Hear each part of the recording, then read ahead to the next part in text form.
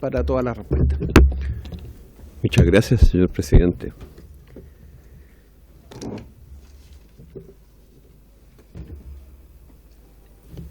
En primer lugar, a mí me gustaría,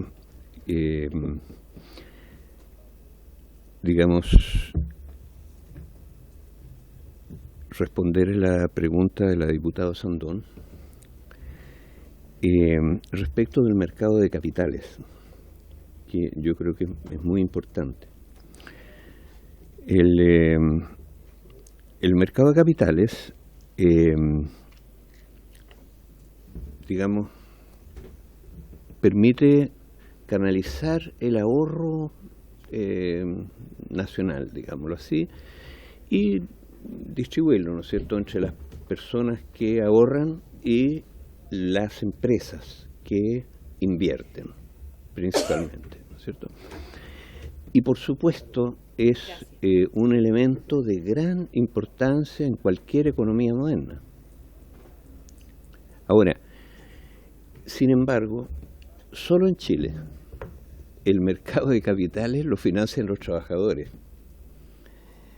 Porque, mire, en esto hay que irse al contrato social, diputada. Señor presidente, hay que irse al contrato social. Y el contrato social, ¿no es cierto?, por ejemplo, en el latifundio,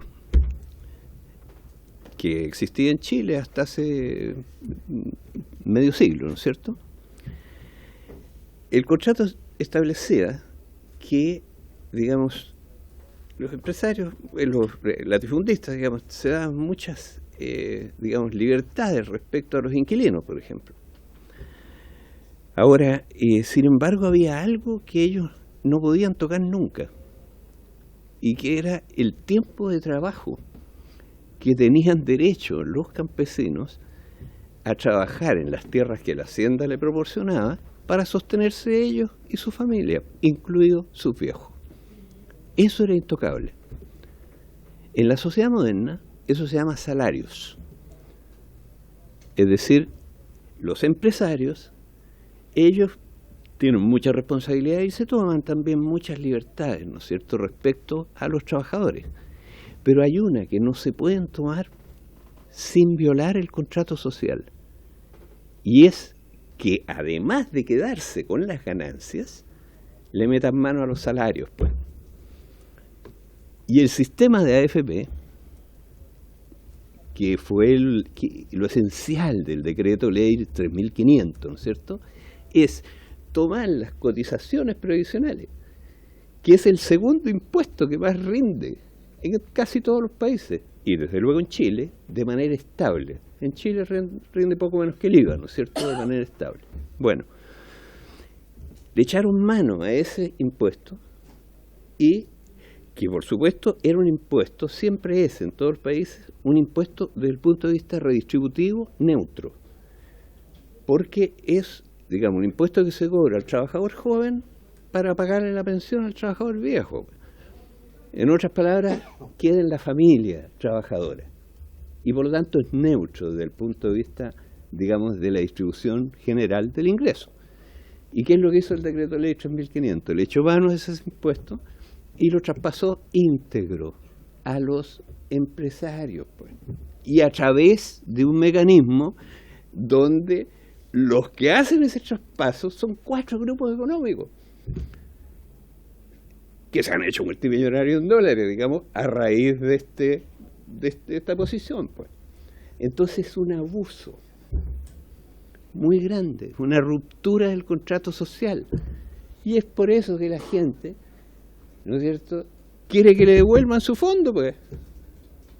Si el fondo para las pensiones nunca ha servido para nada, nunca pagaba una pensión, jamás.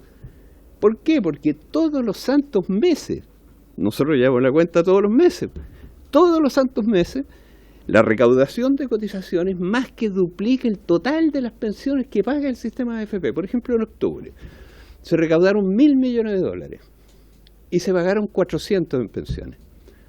O sea, la sola recaudación de cotizaciones habría permitido duplicar las pensiones, pues. Y para eso son, y habría sido un impuesto neutro que no afectaría la distribución del ingreso. Ahora, el fisco, por su parte, ha pagado todas las pensiones del sistema AFP. Mire, durante la primera década y media de funcionamiento del sistema, es decir, del 81 al 95, década y media, el fisco pagó todas las pensiones AFP por los bonos de reconocimiento, pues. Le pasaron, ¿no es cierto?, a las compañías de seguros 100 millones de pesos de hoy día, ¿no es cierto?, para que le pagaran la pensión a una persona. Después a otro lo mismo. La plata que les pasó en subsidios directos, principalmente bonos de reconocimiento, fue mayor que el monto de pensiones pagadas durante los primeros 25 años del sistema, hasta el 2005. Solo decirle que tiene otras preguntas también. Sí, no sí. Solo a la diputada, porque se le acaba el tiempo y solo le va a contestar a la diputada. Está bien. Lo que pasa es que, a mi juicio, la pregunta me permite responder también las otras, de paso. ¿Entiendes? Entonces, de lo que estamos hablando es de determinar un abuso. ¿Qué es este, pues? Que solo pudo ser implementado en dictadura, pues. Llevamos 20 años, 30 años de democracia y seguimos igual. Y el problema del proyecto actual es que no toca eso. Ahora, que el mercado de capitales es importante, pero es voluntario el ahorro, güey.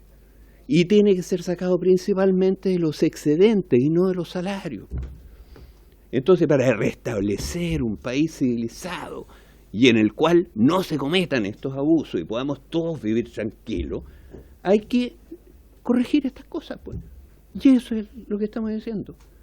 Y para eso sirven las propuestas, pues. Porque la propuesta, por ejemplo, esta de que los patrones aporten a las pensiones, es una muy buena propuesta, ¿no es cierto? Que aporten el 6% de cargo de ellos. Sabemos, todos los economistas estamos de acuerdo, en que eso lo van a pagar los trabajadores, digamos, si es que se aumentan las cotizaciones con cargo a reajuste menores. Ya. Pero es muy importante que los empresarios paguen. Pero la pregunta es la siguiente: para pensiones, ¿para qué vamos a subir las cotizaciones? Pues si en octubre recaudamos 1.000 y pagamos 400, de los cuales el fisco pagó en octubre el 58% en subsidio. O sea, la AFP va a pagar un poquitito. Entonces, ¿para qué vamos a subir las cotizaciones? Cuando resulta que subir las cotizaciones es una cuestión que afecta a toda la economía, afecta al empleo. El propio proyecto del gobierno reconoce que con el proyecto bajan las remuneraciones. Es muy honrado en la presentación del proyecto, dice eso. Y por otro lado reconoce que aumenta el stock de capital, pues. O sea, le sacan plata a los trabajadores y se lo pasan a los empresarios, pues. Entonces, ese es el punto. Entonces, ¿qué es lo que proponemos nosotros? Que si se le aumenta un 1%, por ejemplo, la cotización patronal el primer año, se le baje un 1% el descuento a los trabajadores y se le aumenta el sueldo líquido. Eso significa que hay 11 millones en realidad de trabajadores, que son los que entran y salen de los 7 millones de empleos que tiene la economía, pero entran todos, digamos, a eso y salen, le va a subir el sueldo en un 1%. Y al año siguiente otro 1% y los patrones, y finalmente quedamos con la misma recaudación, que es más que suficiente, pues, para pagar pensiones. ¿Me entiendes? Y para el mercado de capitales hagamos otra ley, pues. Pero dediquemos la ley de pensiones a pensiones y a los pensionados, no al mercado de capitales, pues. Ese es el problema que tiene este proyecto, pues, que tiene dos objetivos. Dos. Y el más importante es el que no tiene que ver con pensiones, que es este. Bueno, la segunda propuesta, si hay expropiación. No hay expropiación. Lo que hay es volver a lo que son los sistemas de... Mire, aquí todos le dicen de reparto. Eso es una, digamos, forma despectiva de referirse a la manera en que se pagan las pensiones en todos los principales países. Pero no hay ningún reparto. Lo que hay es un mecanismo que se llama pago sobre la marcha. Y hay una compatriota que es la jefa del sistema de pensiones sueco y que la entrevistaron en La Tercera hace poco. Y le preguntaron cómo funciona el sistema sueco. Y dijo, muy simple, pues. Nosotros pagamos sobre la marcha. El sistema en inglés se llama Pay as you go.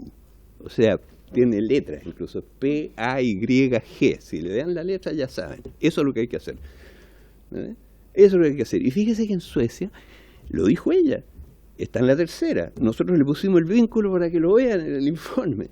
Con un 16% de, digamos, cotización, 16% en Suecia, tienen una tasa de reemplazo de 60%. En Chile estamos hoy día cotizando un 13%. Entonces, ¿cuál es el problema? El problema es que una parte se le dan los gestores y otra parte va a parar el mercado de capitales, pero lo que va a parar de esas cotizaciones a las pensiones es como un 10%. No, 20%, perdón, en el último mes. En fin. Ahora, ¿y qué es lo que hay que hacer por lo tanto? Digamos que las pensiones de los hijos hay que destinarlas a pagar las pensiones de sus padres, pues, y no a financiar estos 4 grupos económicos, pues. Eso es lo que hay que hacer.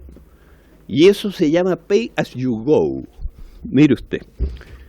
Tiene nombre en inglés. Ahora,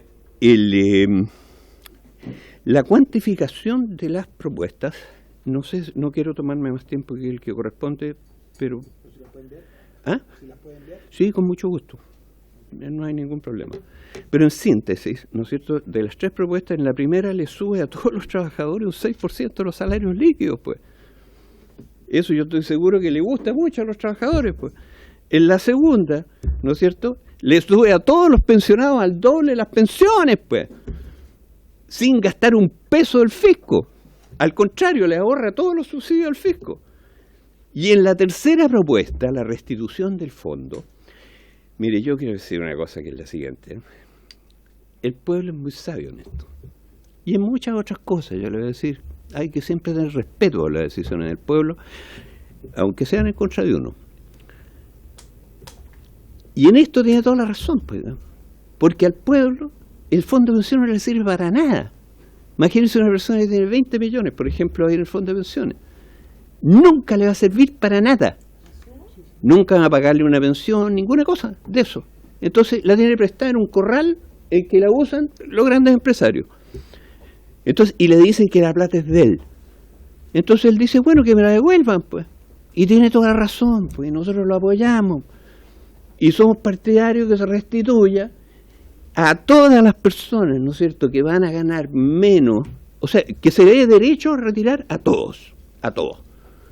Ahora, gradualmente, por supuesto, sin hacer ningún desbarajuste, ¿no es cierto?, con esto, pero que se le dé derecho a... Es justa esa demanda, pues, ¿cómo no va a ser justa? Entonces, ahora, a las personas que van a obtener o que necesitan obtener una pensión mayor que la PGU, porque al 90% el monto de la pensión se va a determinar por la PGU y eso es lo que va a recibir. Y está bien que sea así. Ahora, para el resto, lo que nosotros sugerimos a esas personas es que la parte del fondo de pensiones que ellos tienen a su nombre, ¿no es cierto?, ahí registrada, la plata la tiene prestada algún grupo económico, por supuesto, no hay un peso en el fondo de pensiones, puros papeles nomás. Pero lo que hay, digamos, en la cuenta de él, hay una parte que dice la AFP, son las cotizaciones que usted puso. Y otra parte dice, son las ganancias. Nosotros le hicimos ganar tanto.